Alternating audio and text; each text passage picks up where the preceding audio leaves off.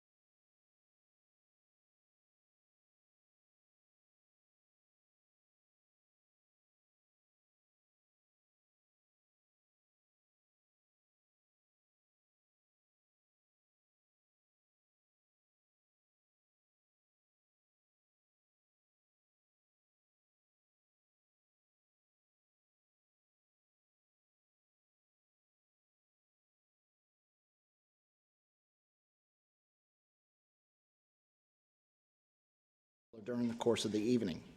First and foremost, you should recognize that this is the board's meeting. By law, most of the discussion and all of the voting must be done in open session, but public participation, by necessity, must be limited to the part of the agenda that is reserved for public input. Occasionally, the board may seek comment or clarification from administration in attendance or even from someone in the audience. It is the board's prerogative to seek information from non-board members as it chooses. However, unsolicited participation from the audience is inappropriate. Secondly, at times it may seem that we are voting on issues of importance with little or no discussion. Please be advised that all board members receive a packet of background information about the various subjects in tonight's agenda several days in advance and before actually coming here to participate in the meeting. After receiving our packets, all board members have and often exercise the opportunity to contact various administrators to ask specific questions in an effort to better understand the issues at which we are expected to vote. We thank you for being interested in your school district as witnessed by your presence here tonight. We encourage your active participation in the educational process of your children. We appreciate your cooperation in helping us conduct the business of Santa Fe ISD in an organized and civil manner, and we hope you enjoy the evening. And with that said, would you please, Mr. Brad Jake, will you help lead us in an invocation, please? Let's pray. Father, we thank you for this gorgeous day that you gave us today. Lord, we thank you for allowing us to be a part of a phenomenal school district. Lord, we thank you for the leadership of this district. And Lord, from the board to the administrators, Lord, we ask your blessing and your wisdom, Lord, in all the decisions that need to be made on a regular basis. Lord, we pray for your blessing over our students. Lord, that you will just keep your hand of protection on them, that you will continue to guide them and help them in every way, God. Father, your word promises us that when we lack wisdom, that we can just ask you and you will give us that wisdom without finding fault. And so, Father, we ask you, and for this meeting tonight and all decisions that need to be made, we ask for your wisdom and your blessing to rest on our district. We thank you for it. In Jesus' name, amen. Amen. Amen. Thank you, Brad. Would y'all please stand for the pledges? Pledge allegiance to the flag of the United States of America and to the republic for which it stands, one nation, under God, indivisible, with liberty and justice for all. Honor the Texas flag. I pledge allegiance to thee, Texas, one state, under God, one and indivisible. Thank you. Y'all may be seated.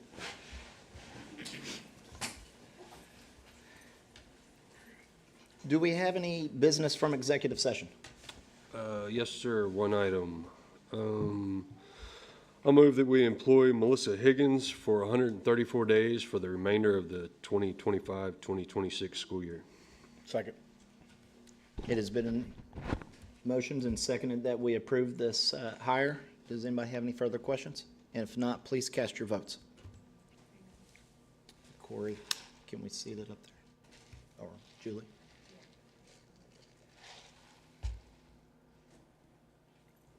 And it is passed unanimously. Thank you so much. Do we have any other business from executive? No, sir. All right, thank you so much.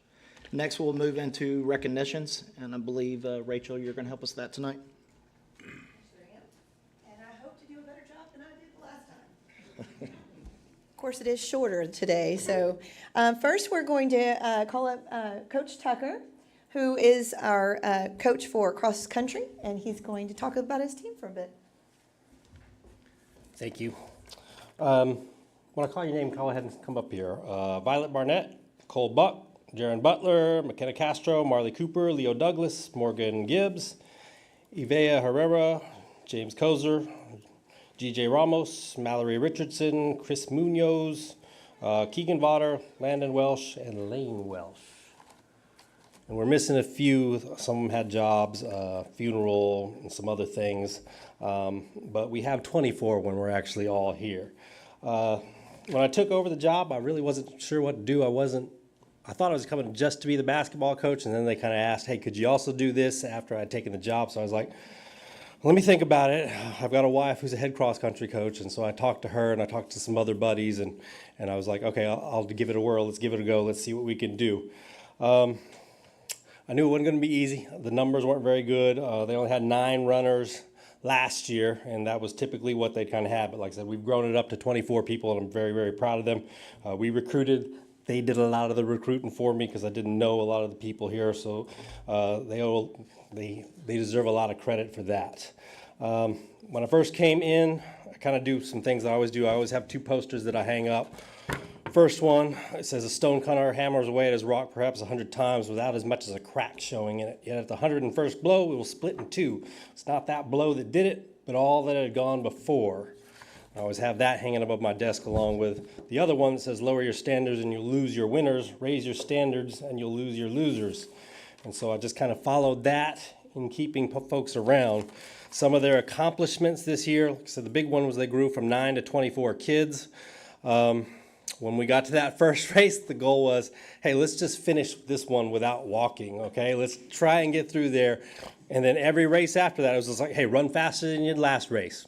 I don't know what's going to happen, but try and run faster than you did last race. That's kind of the thing that I like about athletics. It doesn't guarantee you an outcome unless you work. It does give you an opportunity, and they took that. So going into our district meet, of the 20 kids that ran, we had a couple that were injured. 13 of them PR'd, which means they had a personal record. And they left it all there on the course, just what you want them to do. And they were very excited about a lot of things. There were a lot of firsts from this year. They were in the yearbook. Apparently that had never happened before, so they were very pumped up about that. And most importantly, they were excited to come to practice because I quote, and I'm not going to tell you which one of these girls it was, but I will try and mimic what she said. She's like, I actually like coming to practice now because I felt like I'm actually benefiting instead of, I'll go warm up and go run 5 miles now.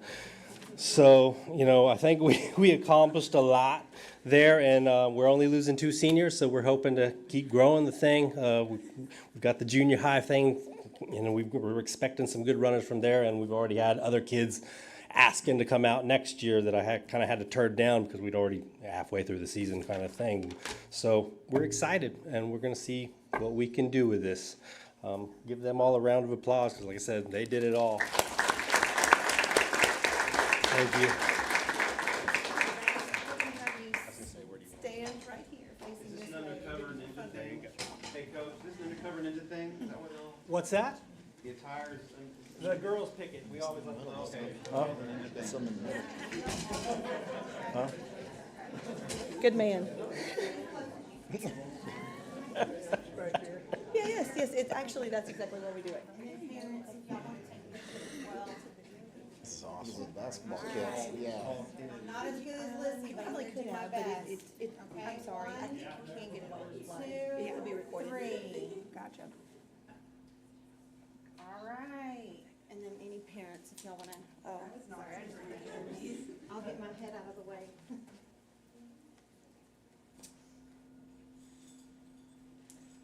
Congratulations. Great job, guys. Yeah, that's smart. Yeah. No, getting on the run cross country, the stamina. Yes, I'm so sorry. Hey, if it makes you feel any better, Yes. I'll coach my Thank you. He said, just don't come in last.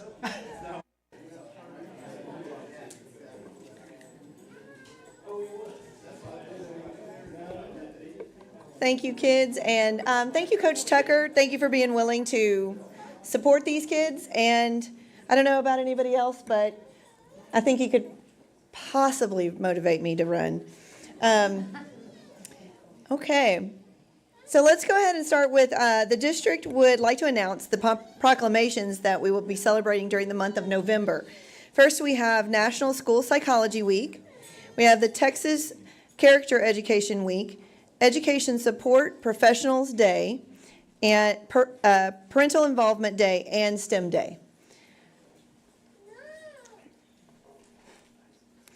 And at this time, we'd also like to recognize our Employees of the Month. If you're in attendance this evening, please join me at the podium. I know we've got a couple over here. First, Dee Dee Johnson from Barnett.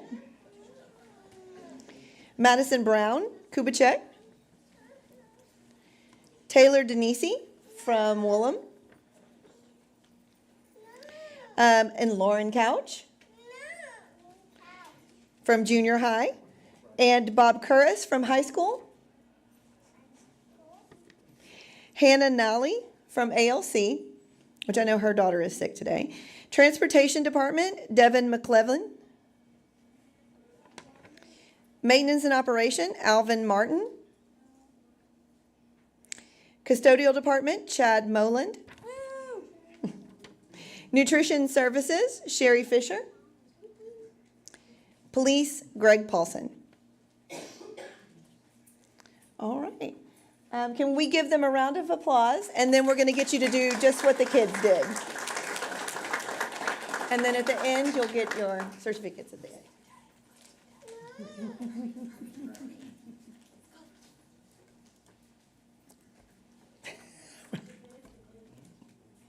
There they are.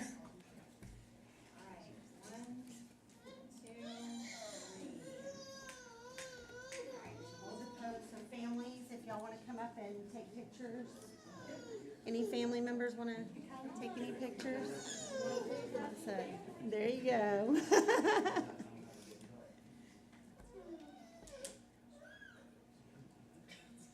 Ready? Love it, love it, love it. All right, thank y'all, congratulations. And then you'll go over here to your principals. Don't forget your certificate. Oh. Wait. Go, son. Go. Oh.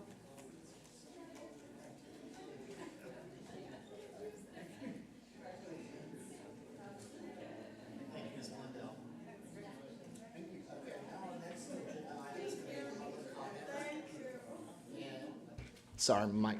Our next agenda item is going to be public comment, and we currently have nobody signed up for tonight. So I'll hand it to Ms. Julie. Thank you. Dr. Bont, we have some information items. Yes, sir. The first one's actually yours. Okay.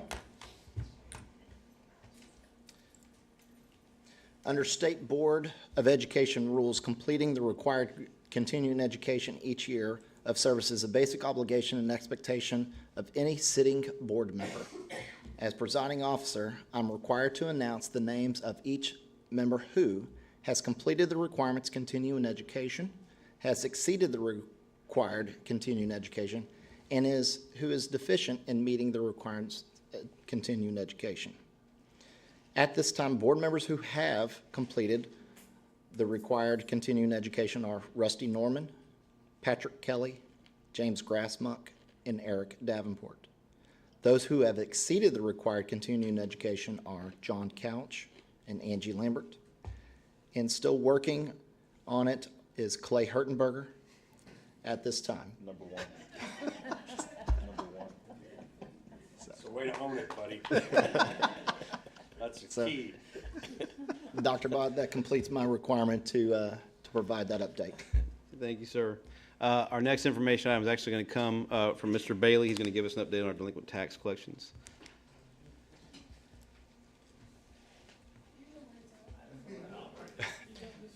Appreciate you being here tonight. Thank y'all, thanks for having us.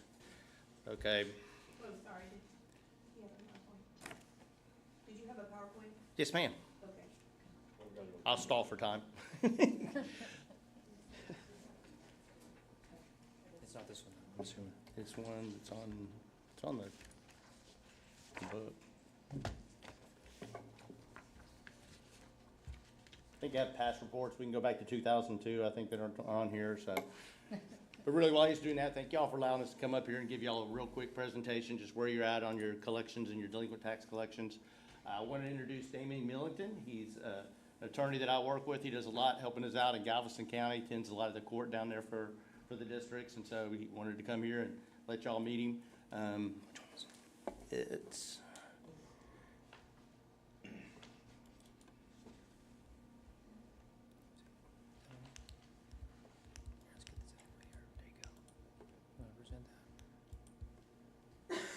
Here we go.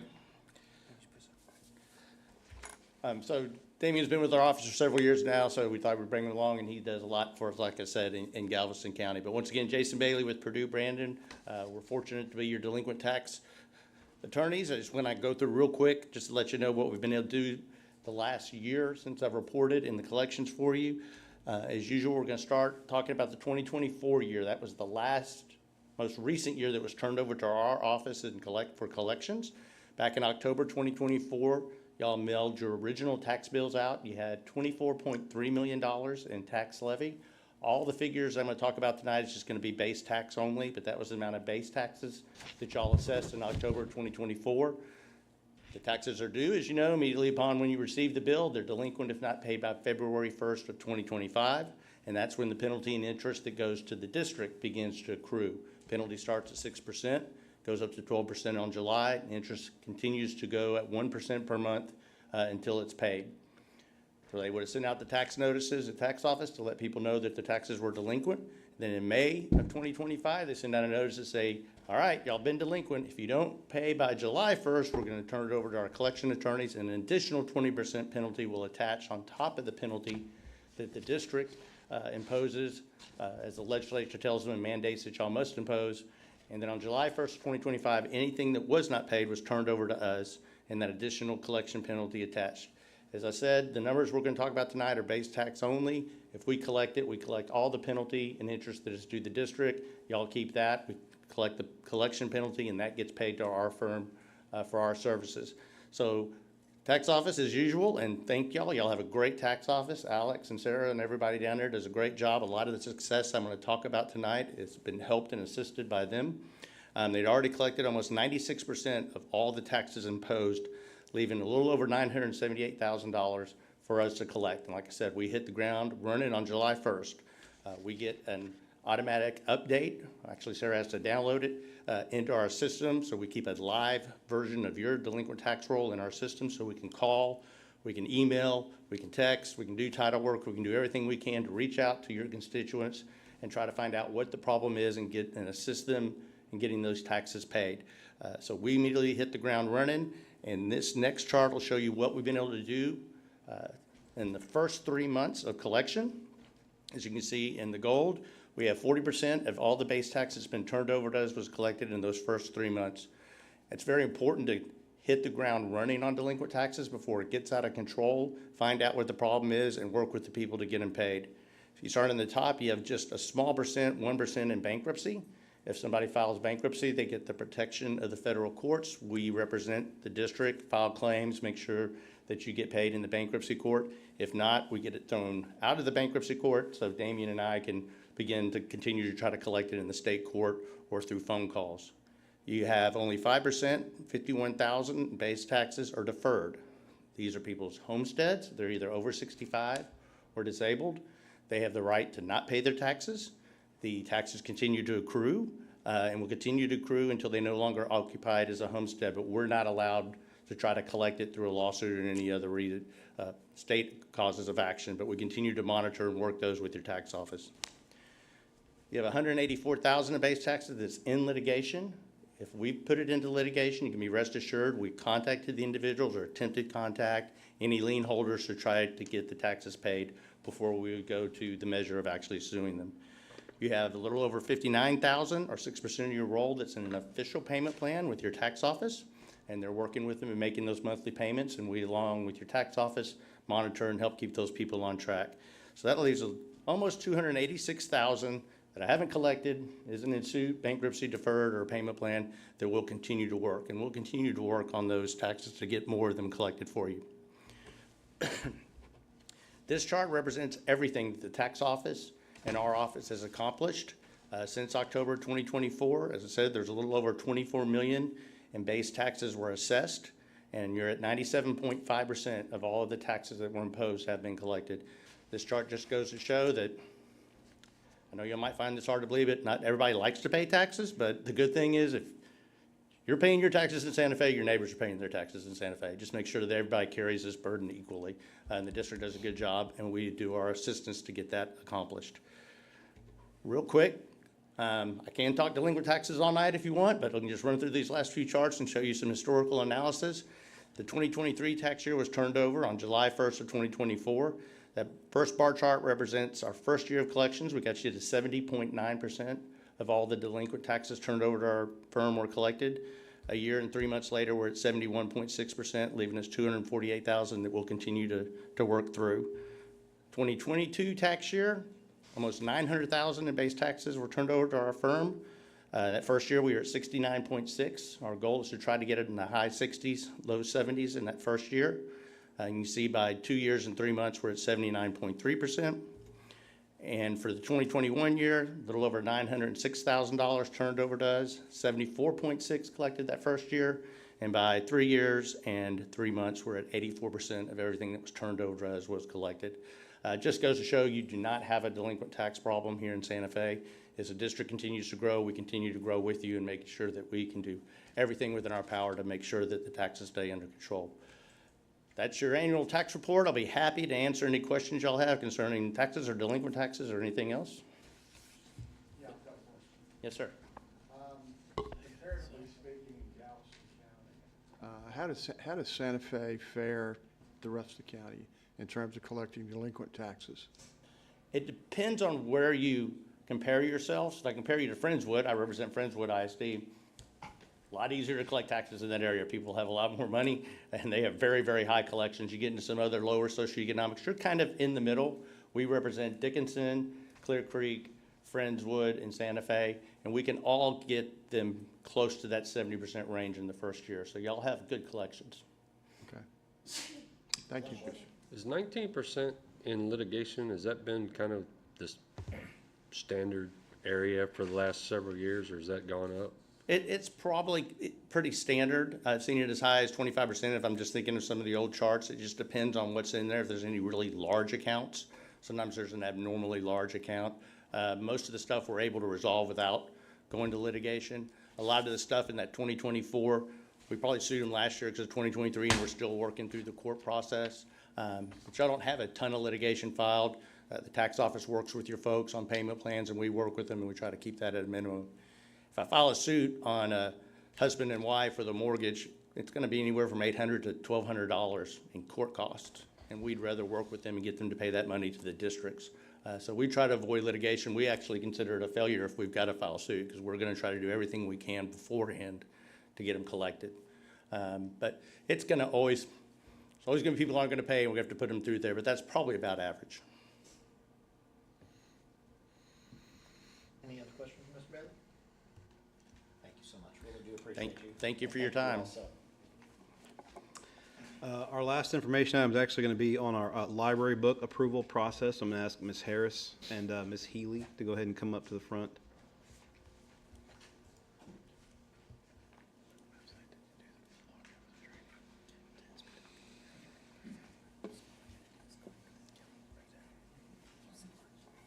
I'm going to do a ton of this presentation, and actually, I'm being sarcastic. I'm actually just going to have Ms. Healy. Ms. Healy is, works with our curriculum instruction. She's really the closest to our libraries as possible. So when we're talking about this policy, I can't do it without her. So I'm going to get out of the way and let her explain.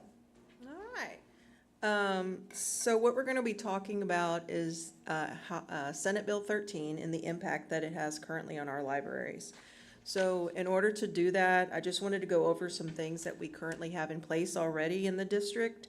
Currently for our libraries, the two librarians, Lauren White and Dee Dee McLaughlin, do an excellent job of using our policies and procedures to reflect books that support our community and their values. As always, the district remains committed to our students, families, and responsible library leadership. And the current vetting process for purchasing books by our librarians is very thorough and also very in a conservative nature. All right.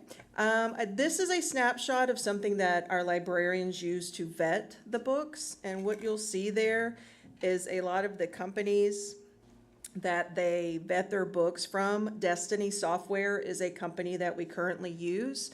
They come along with tags, the things you see that are blue, and those things are tagged to let them know what these books predominantly focus on, the objective they're teaching through the book. So when our librarians vet these books, that they see what the intent of the book is that the students will be exposed to and be reading. Something else that we have in place Of course, as you know, in the high school especially, we do have advanced themed books due to the nature of the adult literature that can be used. Those books are actually placed in a different location than the rest of the books in the library, so that if those books are asked to be read, the librarians actually have to receive a written request by that parent for their child to be able to check out that book. So that's currently in place. So with Senate Bill 13, these are some things that we are having to add in. The point and purpose of Senate Bill 13 in regards to libraries is for our libraries to show transparency.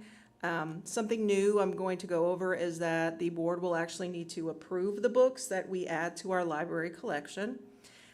With that, we have to publicly post the titles of these books for 30 days prior before bringing to the board, and I'll talk about that. It aligns our libraries with accountability, expectations, and it just is a good way to strengthen our partnership with the community. So some things that Santa Fe will now begin that we haven't already been doing, actually it is happening right now. We have, and I'll show you a snip, we have a library website on our school webpage that I will show you. What that is a parent is able to go to this webpage, and I'll show you a snip of all the different things they'll be able to click on. A letter was sent out to parents explaining the process of this webpage and how they can utilize it for their students. And something that we will begin next month, we have already listed the books for approval to bring to the board. So in November, you will get a list of books that they are asking to be approved to be put in our libraries.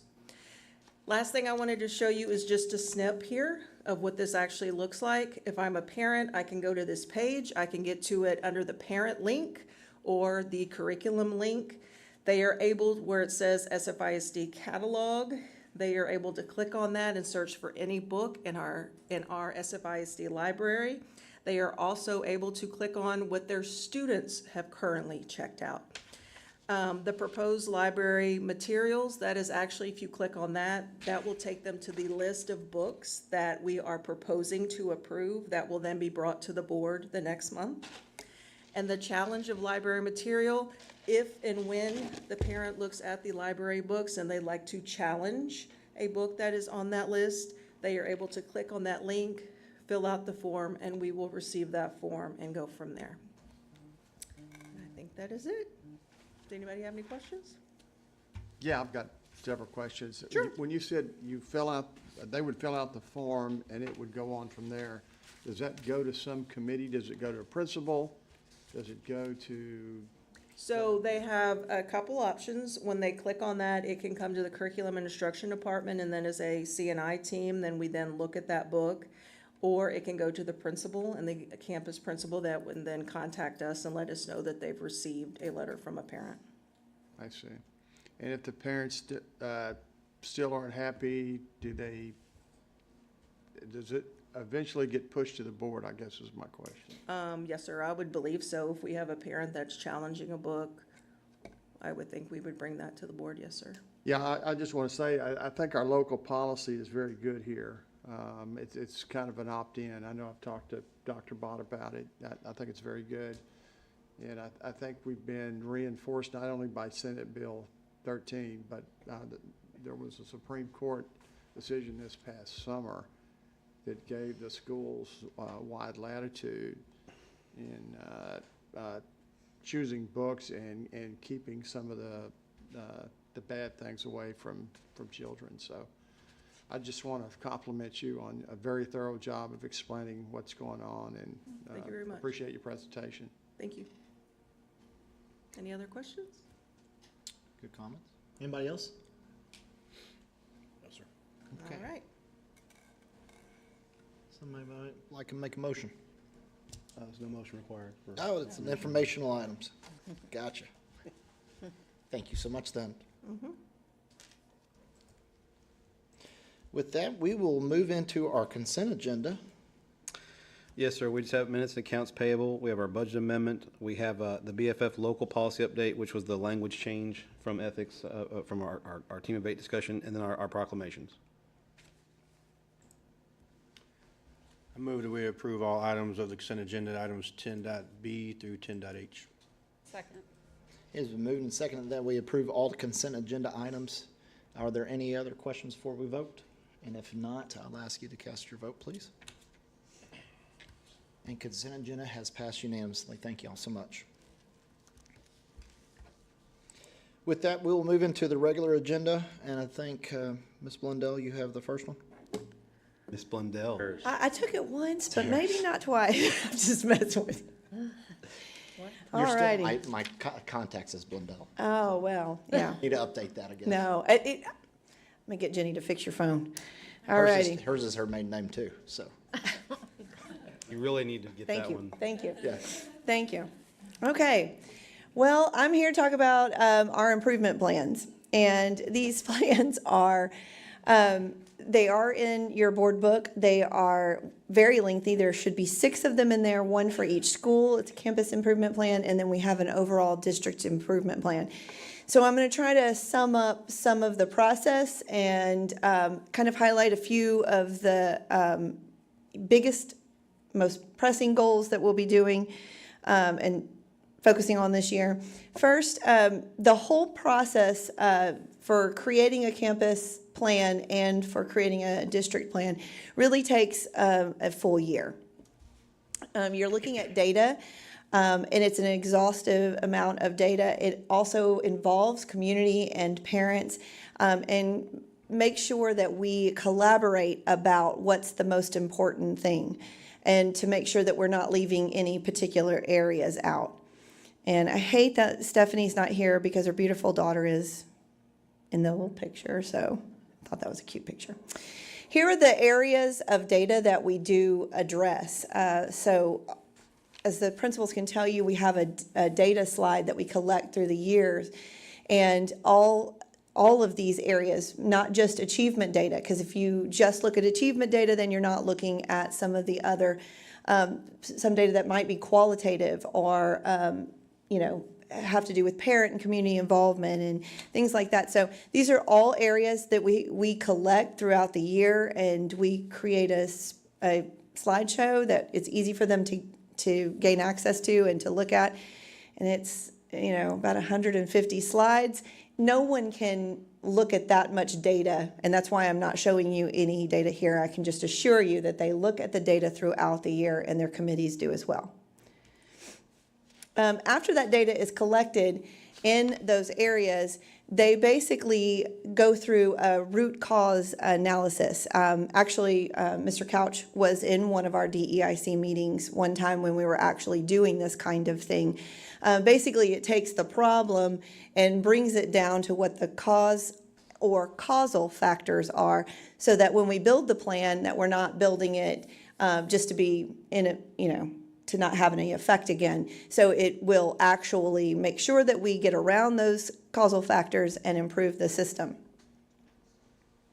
Now, you can't do that with 100 and something goals. So what I'd like to make sure of is that the plans in front of you are for 1 year. But when you just read the plan, you're going to be like, there's no way you could go through the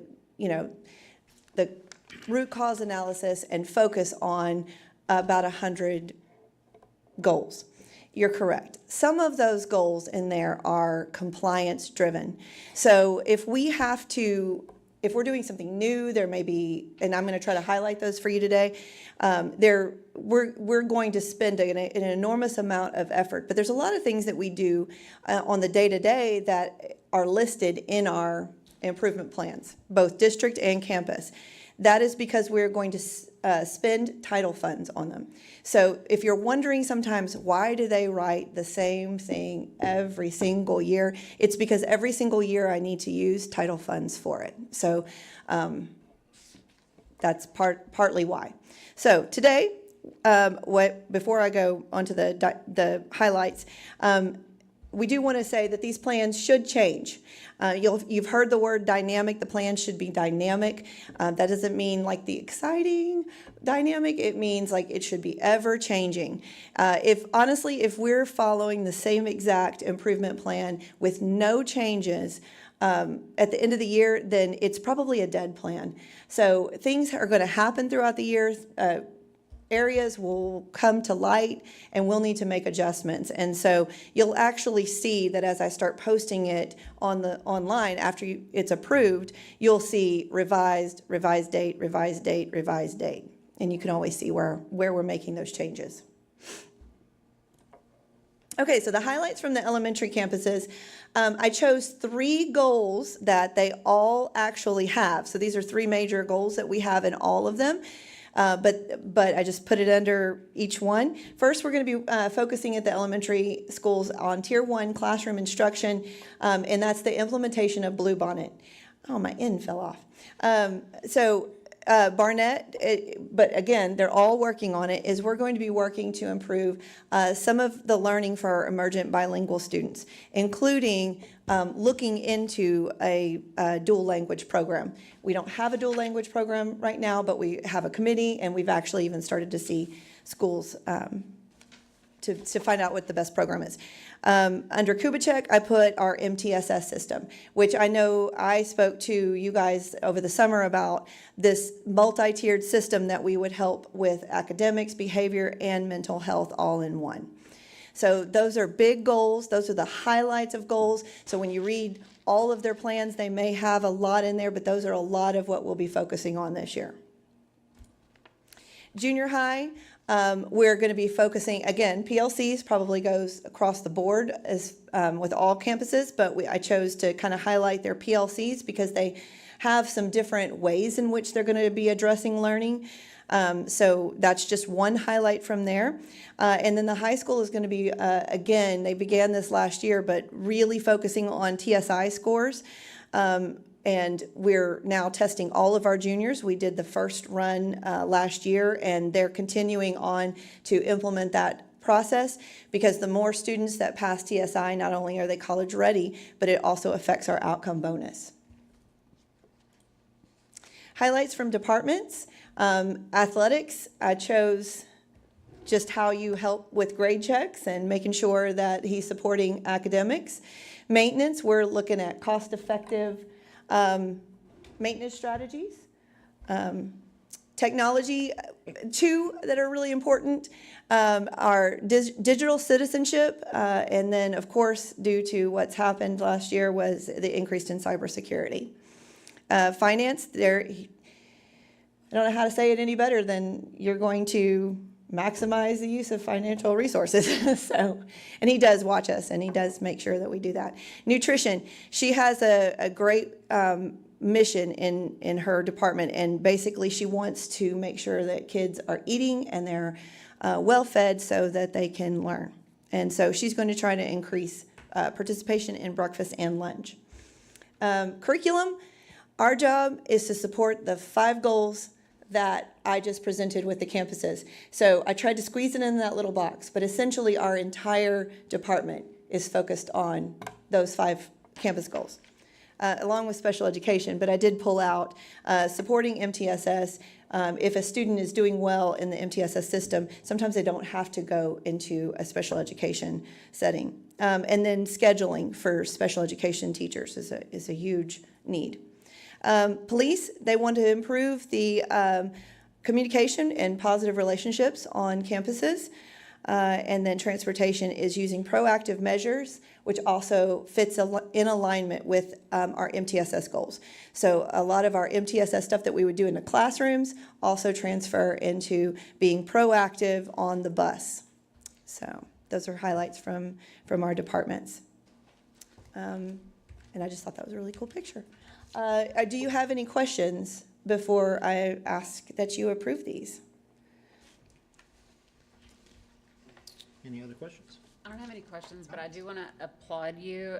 If you guys were to look at these packets that she just summarized in that short amount of time, they're huge. So thank you so much for making it super informative, even though there's a litany of documents here to look through. Yes, hundreds of pages. Sorry.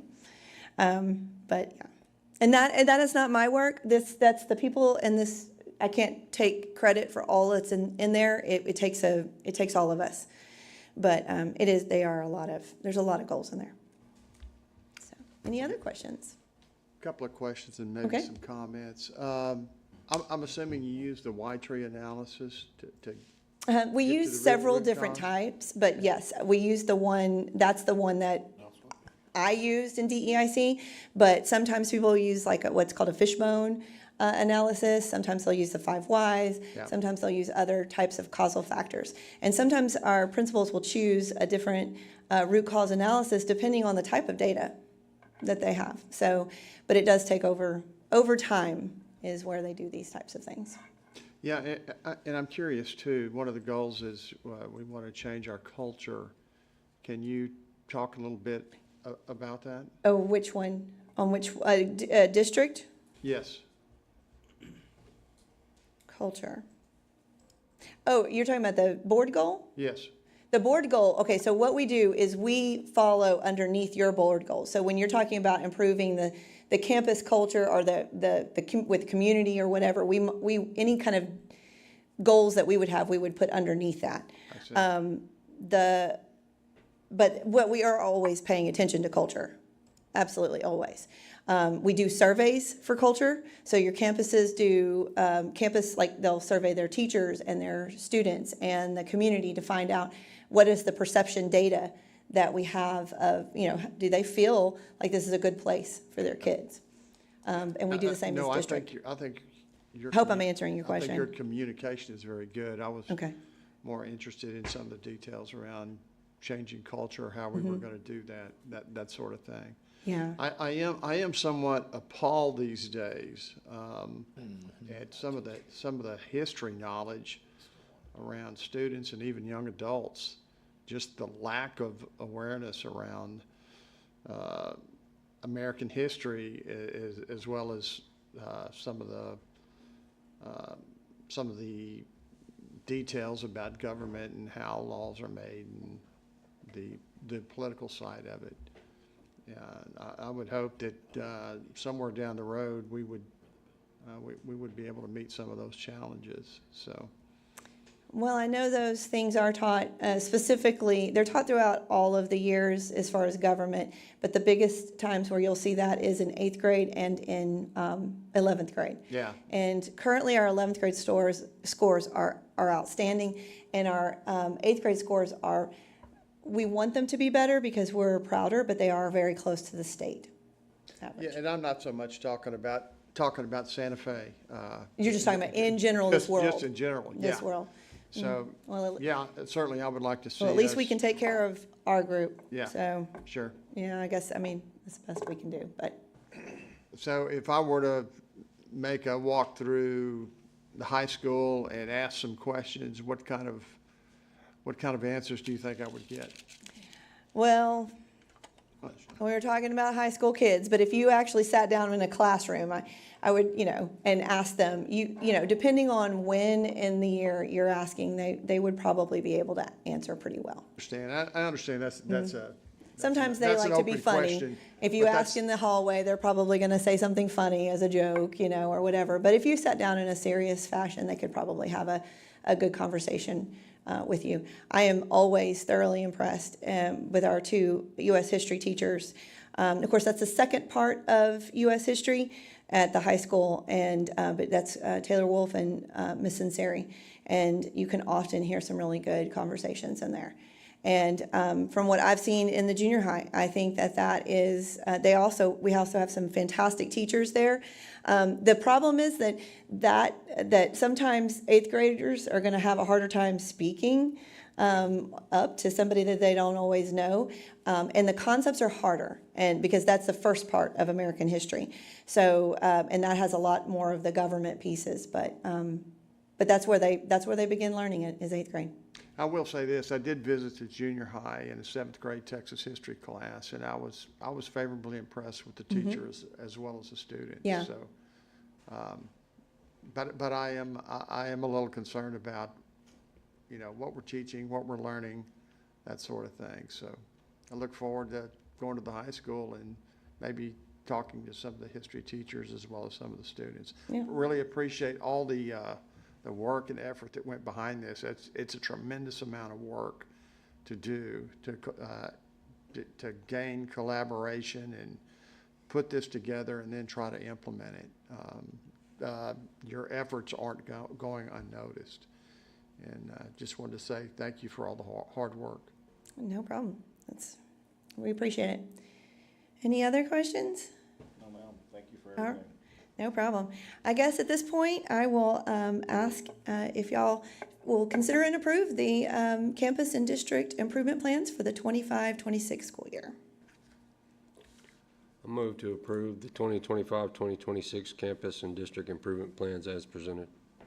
Second.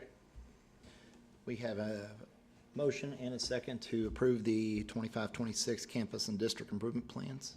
No other questions. Will you please cast your votes? And it is passed unanimously. Thank you, Thank you. Ms. Harris. Comes to our last regular agenda item, Mr. Sanchez.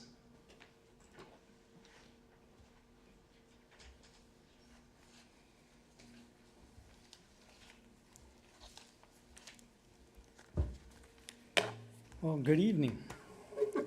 My presentation today is not as riveting as Rachel's, so I'll start just to telling you that in light of the recent salary increases provided to the staff by the state, our district has been exploring ways to be able to further support and appreciate the hard work that all our staff does. As you know, the state legislature decided to provide financial incentive to all of our teachers. However, they did not provide much support for the rest of our staff. And we know that in recent years, we have actually put tremendous amount of strain on the resources that we have. We have our transportation department having to work on, skeleton crew, same with our maintenance department, but also on our campus level, the administration there. We have our APs, we have our OTs, we have our SLPs, all these other staff that has a tremendous part of this district on their hands, and they have not been recognized as well. So with that in mind, we have discussed and bringing for the board's consideration that we can provide an incentive for all teachers who receive the state-provided TRA salary increases, one-time incentive of $500. For all other staff, all non-teaching staff, including teachers who did not receive the TRA, will receive an incentive equal to 1% of their annual salary with a guaranteed minimum of $500. We would like for the board to consider and approve a mid-year incentive for the staff. I will now entertain any questions that y'all have. Yeah, I've got several questions. Yes, sir. One of the things that I was a little concerned about was this was put together by a committee, and the board has not been given a chance to vet this recommendation. I am all for giving our employees an incentive, if not a raise, and I've had some discussions with Dr. Bott about that, and I've had some discussions with you as well. Mm-hmm. But I am concerned that we are leaving our staff behind in pay. And our teachers got an 18 to 14% raise. They also have the incentives for more money that's coming from the state as well. We gave a 2% raise to our non-teachers. And my concern is we should be giving a little bit more money to them than we are the teachers. Now, in this particular scenario, I think we're, it's 1% versus $500 minimum. But I really believe that we can do better than that. And I will tell you, Alex, I am very impressed with your work and your capabilities. At the same time, I know how conservative we can be. And the board, this board has done a tremendous job, along with Dr. Bott, of holding the line and balancing budgets. But Santa Fe's budget this year is roughly $53 million. We're talking about an increase of this 1%, with $500 being the minimum, of about $406,000. What I would rather see us do, and we can table this and bring this up next month, if the board decides to do that. But I would like to see us consider giving 2% as an incentive to our non-teachers. And this would include our bus drivers, who, in my opinion, they do a tremendous job. In fact, the last accident that we had, I want to note that all of those kids had their seatbelts on. And if they hadn't, the bus drivers, weren't doing their job, we would have had some accidents there. Our cafeteria workers, they work hard. Our custodians, a lot of times they go unnoticed. Special ed group to support there, they do a tremendous job. Chief is out here, security, and our principals and assistant principals. And I just think we're leaving them behind. I know we're getting ready to pass a bond here, and there may be some monies involved there that could help in this situation, but I really think that we have enough money. If we were to increase to 2% to the staff, that would get us up to, instead of spending $406,534.24, we would spend roughly $692,135, with a difference of $285,000. And that's with a budget of $53 million, with what I would consider in the contingency. And really leave an impact to our staff that we appreciate. Not only are we telling you, but we're willing to do something about that. So, I'll entertain any debate on this with the rest of the board if they feel like they want to do that. But at this time, I really don't want to support this 1% $500 minimum. I don't think it's enough. I think we've got enough money in the budget to cover this. And like I said, it's only roughly $285,000 more. I think that's those are, in my opinion, I know this may sound a little trite, but that's small potatoes when we're talking about what we could be doing for our school employees. Yeah, I was about to say, I got some comments as well. Go ahead. Everybody knows that every board member up here speaking for themselves, but I think we show all the staff that we appreciate them in multiple different ways, not just telling them. And the teachers got a huge pay raise from the state, not us. That money, we couldn't have budgeted that if we wanted to. So, I mean, it's not, we're not showing anybody favoritism here. This is coming from the state. So, and I think the administration, along with, I believe we have a finance committee with 3 board members on it. They all come up with this together.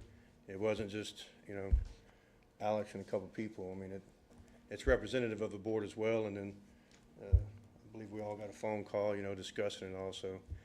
I'm sorry, but to categorize it like we don't care about the other staff or we're not showing appreciation, to me, is just not a full representation of what we're doing. So I'll agree, because we're spending money that we might not have. correct. And our hands are tied with the state, them withholding. We're not the only district seeing this, but we've been fortunate enough, and teachers and staff, y'all have been feeling the effects, because we've been having to, y'all been wearing more hats than you originally intended to do, and still doing a great job with it.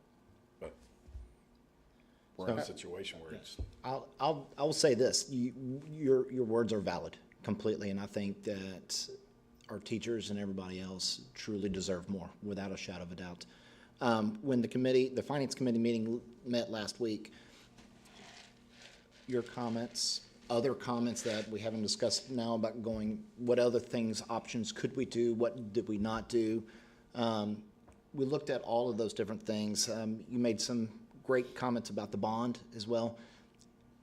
We did some what-if scenarios. What if the bond does not pass? You know, different things. We're one potential event away from having a chiller go down, and we know that's close to a couple $100,000 to $1 million potentially. A couple of years ago when we did some self-funding on some insurance stuff, we rolled the dice. It worked out for us in terms of putting some savings away. My thoughts were, you know, this is something, it's a starting point, and should we get some funds from TEA, does it preclude us from doing anything mid-February, mid-March, or anything else and coming back, which is where my mindset is going, just from a how does this work, and to your points about we may have the money and it looks like it's in there today. Should we get into a situation where a chiller goes down, I don't want an elementary school with Miss Martin, you know, not having to be able to have class for some reason because it's too hot in the middle of April and May or something of that nature. So I 100% support your words and your desire, and I do too. I really like to give all of the team a little bit more. I am being conservative, truthfully, and when I say 1%, that when the committee came together to make this presentation to the board, it's no different than any other committee that makes presentations to the board on whatever the committee comes to agreement on to present. And the way I see it is we have an opportunity to, if we want to, make a motion that goes against what is being recommended by Mr. Alex. So I'm willing to entertain any other thoughts, but I do want to validate your words and your thoughts. So they are very valid. So that's where my comments to you are. So anybody else? A couple things. I mean, we have a $53 million budget. That's true. But just because we have a $53 million budget doesn't mean that we can take any amount out of that and use it for whatever we want. Alex always brings options to us that he's comfortable with. 2% was not even one of the options, so I'm not going to put him in a position to make him answer the question, but I'm going to assume he probably wasn't comfortable with that amount.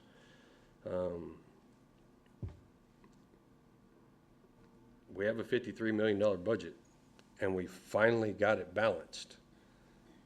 And we're trying to do everything we can with this, but an additional 283,000 or whatever you said is not small potatoes. It's $283,000 that these days we need bad. I want to do as much as we can, but at the same time, we've got other obligations we have to take care of also. So that's why we landed on what we landed on. Any other comments? Done? Yeah, I'll Can I also respond? add to that as well. It's not that the finance conversation started with the committee meeting either. We've had multiple conversations over the years of the state of our finances and where we're at. And the gentleman standing at the podium has basically had to rob Peter to pay Paul to make ends meet. So I know I'm not only speaking for myself. There's multiple, if not all of us, members of the board who would love to be able to give more money. We have provided incentives in past years where other districts didn't around us. And I agree with these other statements. We're doing the most that we can without putting ourselves into a bind.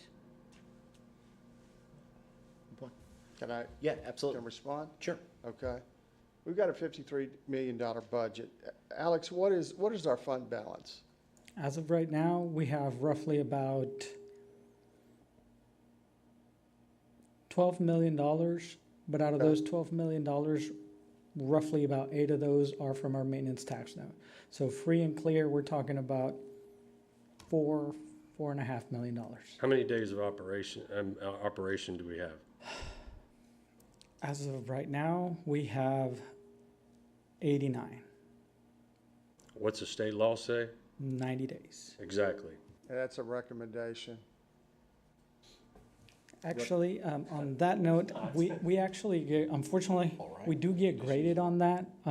We have the first rating, which, as of right now, we got a preliminary rating on that. But they do use it as a fund balance measure based on the number of days that we have and the number of months. Again, it is, some of those measures change on year to year, but it is a measurable account, unfortunately.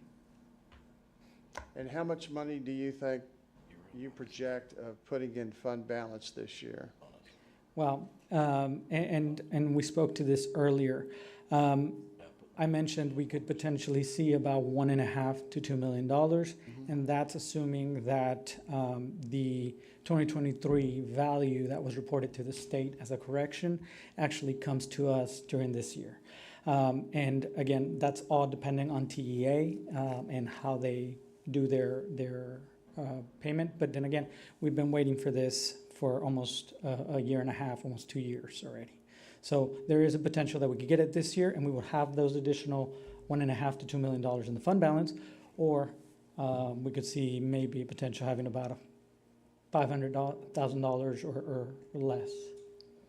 And again, this is all speculation.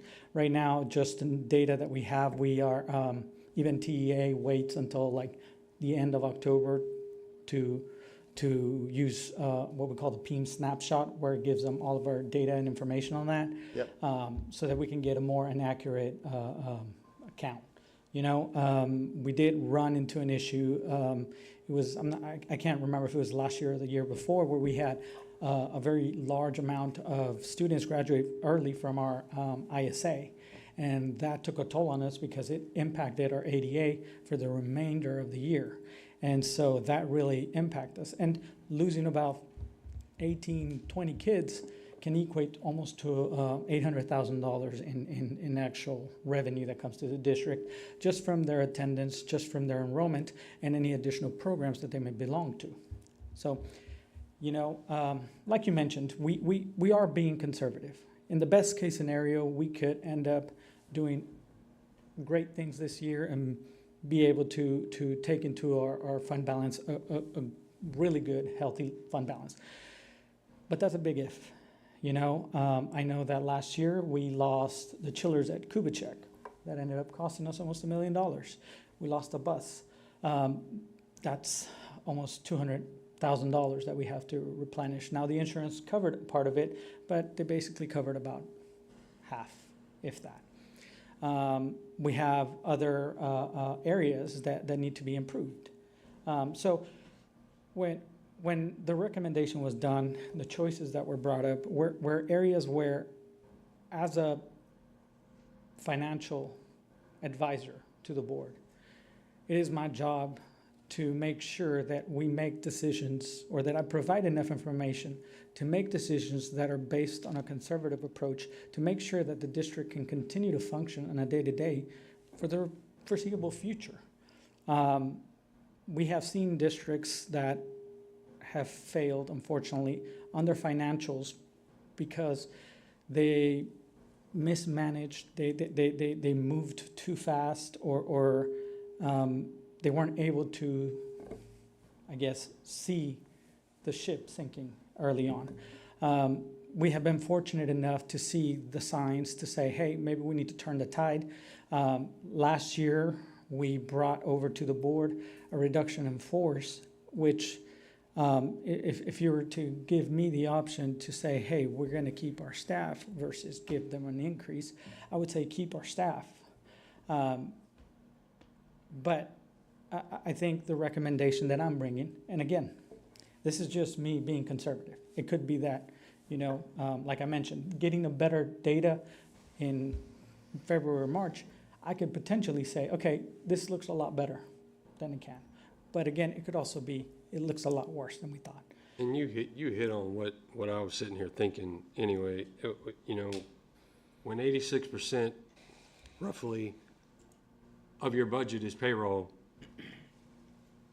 is pushing the limit giving 1% above the 1% that we're proposing, is that worth the possible risk of coming back later? And we all know when the budget's out of whack, the quickest way to get it balanced, because the largest expense is personnel, unfortunately, then you end up in a situation where you gave them an extra 1%, but sorry, now we have to let you go.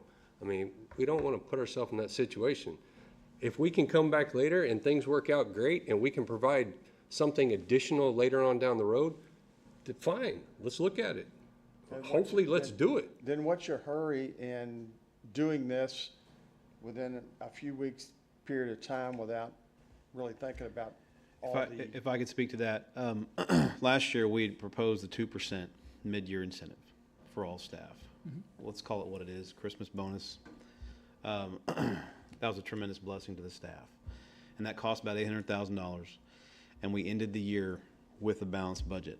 This year, based on our projections, we wanted to look at whatever ways we could to try to provide some type of mid-year incentive to provide some kind of a blessing to our staff, some type of financial blessing. We also wanted to do it in a way we felt was conservative. So I'm looking at the CFO and saying, okay, what number are you comfortable with? Alex, being Alex, says 0, because he doesn't ever want to spend anything he doesn't have to, and that's a good CFO, that's what he should say. But at the end of the day, this is a number that I think we settled on that we could manage and yet still maintain what we would project as a balanced budget and prudent expenditures while still allowing for the random potential expenditures just based on the pattern of what we've seen thus far. And so I guess that's kind of one of the things we were wanting to make sure we did was provide some type of that mid-year incentive to be able to bless the staff at least in that November, December time range. And speaking as a parent who did the majority of all the Christmas shopping for my kids all of these years, a lot of Christmas shopping is about to take place over the next 3 weeks. So it's like you mentioned, it's a timing thing. So it's not just the committee meeting that happened and there's recommendation on how we should move forward. It's the, 10 finance meetings leading up to that point where we as a board heard the situation that we were in. We got to hear all of the details from these subject matter experts in the room that led to part of that recommendation that they made. So we were informed ahead of time. I'm sorry, but I totally disagree with you. There was nothing about any kind of mid-year incentive, about how much it was going to be, up until about a week or two ago, until we got the details. So.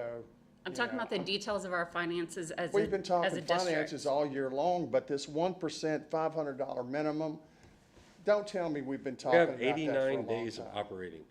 What's that? We have 89 days of operating in our general fund. That was the 4 We're or 5 supposed to have million. 90. That's not the $12. We're supposed to have million. 90. As well as. Well, we don't have we'll $12 go million. to a balanced budget. Let me finish speaking. Guys, Don't have to professional in here, please. We will go to a balanced budget with $1.5 million to $2 million, okay? And you're telling me $285,000 is going to affect that? No. How In do the you know? scheme of big things, You you have- can't even get that close to a balanced budget by the end of the year. And the reason I know that, because I sat on a board for 9 years before I got onto this one. Okay, and But you just made the assuming- comment that we've done a great job balancing the budget. This board's been doing a great job, and Alex has been doing a great job. Now you're contradicting yourself? No, I'm saying you've done a great job of balancing the budget. That is correct. But I'm telling you, $285,000 is not going to make any difference. it's gonna be very important if these bonds don't pass and we got roofs to replace and we don't That's have the any what money to if. do it. That's, And a that's a what good if. possibility. And we don't know what's gonna happen. We're not opposed to revisiting this in the spring if we can. We can always And we're go not back and look offering at it. nothing. We're offering, I don't even understand why it's I just- argumentative. I just don't understand why this happened all of a sudden. We have to do it in October. For the benefit where it goes. same time we did it last year. Something's better than nothing. We're trying to do what we can to help the staff. It's bottom line. No, you're telling me the same thing wouldn't happen if we did it in November?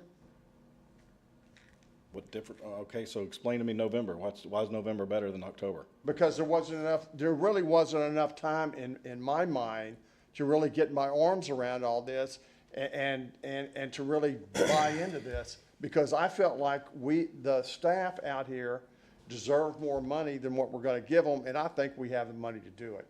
That's the bottom line. So That's the thing, though, we he's the all feel like they CFO. deserve more. He's the CFO, he controls the money, and you realize that that percent affects him personally. And he's saying 0 to begin with. I know, I had that discussion with him today. Because he's being smart with the money. He's assuming, he's spending the money like it's his own, just like you would do in your whole household. You don't assume and take a guess, hey, I might get an extra bonus here, let's go buy a pool. You didn't do that with your life. We have to treat this money the same way. You have to be able to project that, but But telling me. we don't have, our revenue comes from the state. Mr. We don't President, have can a I way ask to. for some decorum? So If there's gonna be a motion, maybe a motion. that's what I was about to Seems to be say. argumentative for no Real quick. reason. It's just one-sided against the rest. So, Mr. Couch, one question, because obviously you feel like there was need more time for this, and I recognize that. Today, you had a chance to visit with Alex. You visited with Dr. Bott. What items have you not received that you've had to, what I'm going to say, put through your mind? What are some outstanding things that you have not grasped yet, that we have not discussed? Because this is what open forum is for, is to discuss these. So what things do you still have on your mind? I still haven't grasped why the committee went from 1 week to the next week it's put on the board and we're gonna pass it without me even knowing about this until last week. So it's, and I mean this respectfully when I ask the question, is it about the timing that the committee met and didn't let Mr. Couch know? Or is it more about the actual issues of the mechanics that Mr. Alex is presenting to us from a budgetary perspective to consider as a board? I think that's an easy answer. I think Okay. it's hand in hand, it's both. Okay, I'm going to ask, then you're more than welcome to make a recommendation, a motion to the board to table it, to do a different amount. Should you get a second, we can then take a public vote. And if we do not get a second, then we can move forward with the motion. And if we get a second on that, then we can move forward. So it is, I'm just saying we can start that process. And if we still need to come back and still have further discussion, I would be more than happy to entertain further discussion to help move this along. So to be fair with everybody. And Well, my comment is, once again, you've got $1.5 million to $2 million that you're going to add to fund balance. You've currently got we 12. believe, Mr. Alex has said, we believe we're going to do that. Yes. It's not guaranteed. Yes, Yes, sir. okay. You've currently got $12 million in there. You're gonna spend some of that, you're down to $4 or $5 million.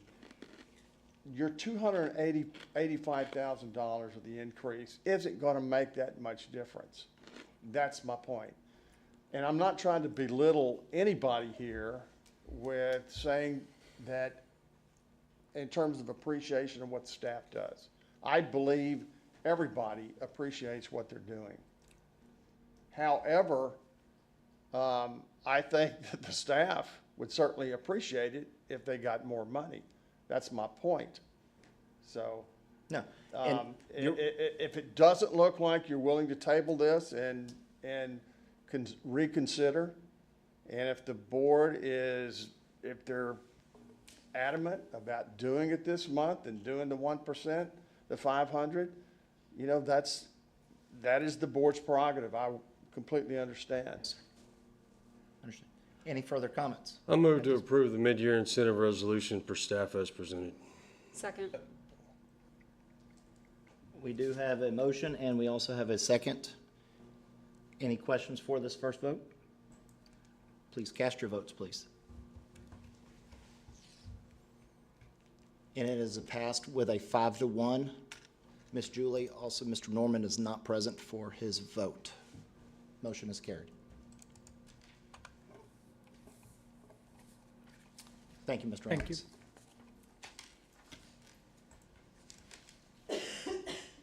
Okay, with that, we will keep moving to the last section of our board meeting, which is board communications. And I'll start down here. Mr. Couch?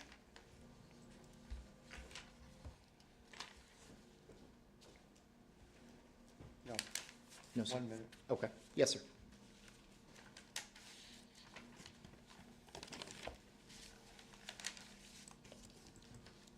I just wanted to make a comment about remembering Josh Butler. I was when I went to the funeral, I was struck in amazement. Dean Butler's, as well as Josh's portrayal of strength and faith was was moving and inspiring. Josh's life was an example of Christianity before and after his ALS diagnosis. I was recently touched by our football players when I went out and went to some of the campuses and saw them out there. I thought that was fantastic. That was in the K through 5 campuses. They greeting the students and talking with them. I thought that was great. And it reminded me, I was on the board before in the 90s and the 1996 state championship team. And those guys out there would go and visit the campus as well. I think Mr. Davenport was probably on that team and was a part of this. And I admired you guys back then. They would humbly meet with the students when they went to the campus in '96, and they shared a story of that they prayed before the games. And I think that had a tremendous impact. One of the reasons why I know it made an impact is because my 37-year-old son, which was 8 years old at the time, came home and told me about it. And I just thought how impressive.